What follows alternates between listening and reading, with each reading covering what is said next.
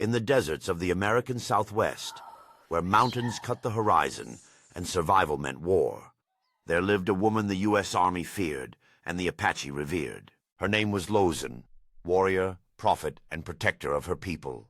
Lozen was born around 1840, a member of the Chiricahua Apache, the same band led by the famous chief Victorio. But among the Apaches, Lozen was more than a warrior.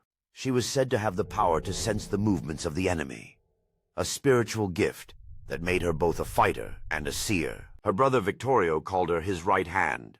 When he led his people in resistance against the encroaching U.S. and Mexican armies, Lozen rode beside him, rifle in hand, her hair whipping in the wind. She was a strategist, a marksman, and a fearless rider. When the U.S. Army forced her people onto reservations, Lozen refused captivity. She joined her brother's band in a desperate fight for freedom, a running war across mountains and deserts. At one point, when ammunition ran low, Lozen rode alone through enemy territory to secure supplies.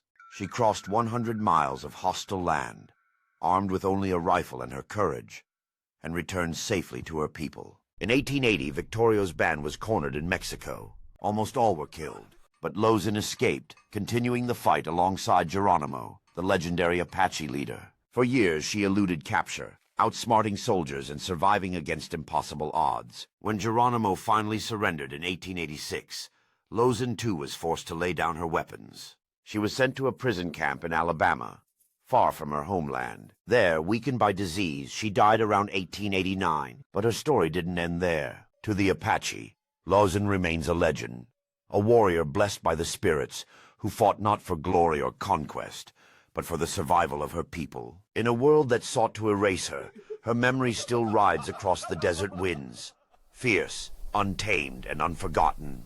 If this story inspired you, like, comment, share, and follow @LookingBackInTime for more cinematic history told in 3 minutes.